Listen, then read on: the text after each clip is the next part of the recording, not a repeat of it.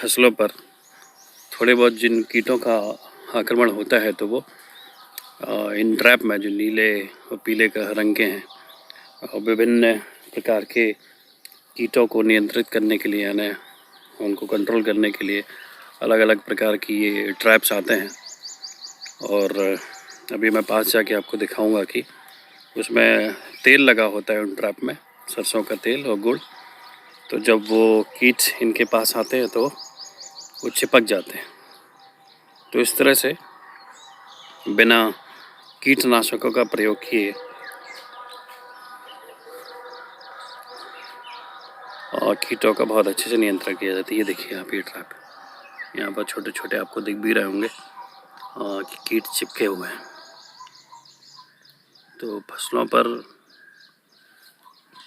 कीटों का आक्रमण तो होता है, लेकिन उनको प्राकृतिक तरीके से कैसे कंट्रोल किया जा सकता है, कैसे फसलों की उनसे रक्षा की जा सकती है, वो बहुत अच्छा उदाहरण हमें इस मॉडल में देखने को मिल रहा है।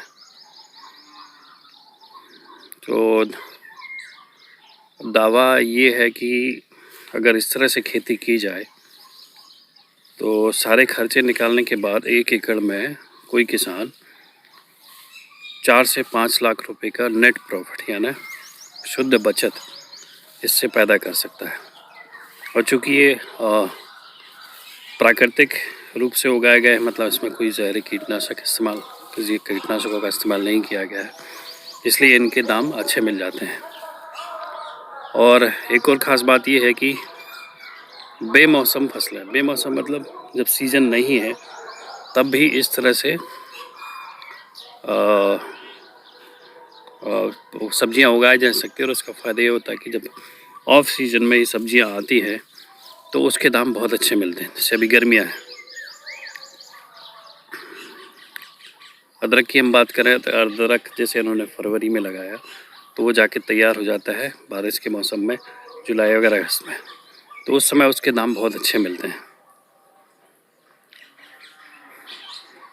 तो कितनी भी गर्मी हो, कितनी भी ठंड हो, तो ना तो शीतलहर से और ना ही गर्मी की थपेड़ों से, यानी कि गर्म हवाओं से इन पौधों को, इन सब्जियों को कोई नुकसान होता है।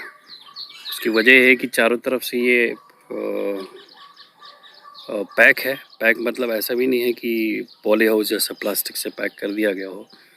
तो हवा का संचरण होते रहना बहुत ज़रूरी है। उस हिसाब से जो भी हमारी प्राकृतिक चीज़ें हैं, जैसे अभी बताया था कि गेहूँ और चावल की जो पूस है या जो बच जाता है काटने के बाद, इसको यहाँ की लोकल भाषा में प्यारा बोलते हैं, उससे ढक दिया जाता है। तो हवा का संचरण बहुत अच्छा होता है। धूप भी जितनी चाहिए उन पौधों को उतनी प्राप्त हो जाती है।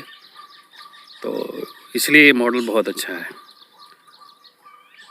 तो शुरुआत में अगर जैसे ये मॉडल खड़ा करना है तो अगर अपने खुद के बांस वगैरह नहीं है, और तार भी लगाए जाते हैं। तार इसलिए लगाए जाते हैं कि जो मध्यम स्तर की बेल होती है उनको चढ़ाने के लिए उनको तार पर चढ़ा दिया जाता है। ये देखिएगा, मैं आपको तार दिखाता हूँ। ये तार आपको दिख रहा है और एक ही ऊपर, तो एक तार, दूसरा तार, तीसरा तार और ये चौथा तार। तो ये जैसे लौकी की बेल आपको दिख रही है, लौकी की बेल को इन तार पर चढ़ा दी जाती है। ये खुद चढ़ जाती है। तार होंगे तो वो खुद ही चढ़ जाती है।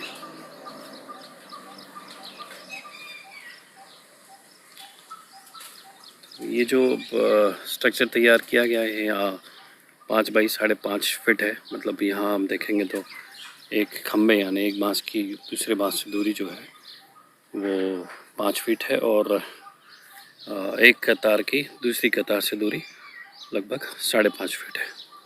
इसको अपनी आवश्यकता अनुसार बढ़ाया भी जा सकता है। जैसे अगर आप ट्रैक्टर वगैरह से खेत तैयार करते हैं तो उसको 8 फीट तक ले जाया जा सकता है।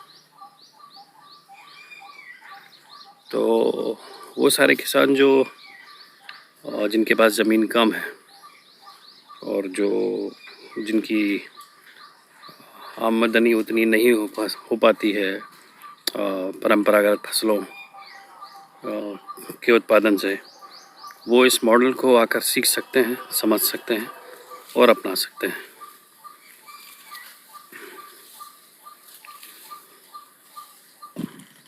इसी मॉडल को देखते हुए हमें ये मॉडल जिसका है उनका नाम आकाश चौरसिया है, और जो लोग कृषि और प्राकृतिक या जैविक कृषि से में थोड़ी बहुत रुचि रखते हैं और उन्होंने अगर सोशल मीडिया में सर्च किया होगा कभी, तो काफ़ी नाम है इनका जैविक कृषि के क्षेत्र में। बहुत यहाँ पर भी प्रशिक्षण देते हैं सागर में, और देश के अन्य भागों में भी जाकर प्रशिक्षण वगैरह देते हैं।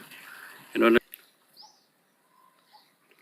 पूरी तरह से ये प्राकृतिक और जैविक तरीके से खेती की जाती है, मतलब बाहरी जो रासायनिक कीटनाशक हैं या यूरिया है, DAP है, उसका एक दाना भी इस्तेमाल नहीं किया जाता। कुछ ये नीले रंग के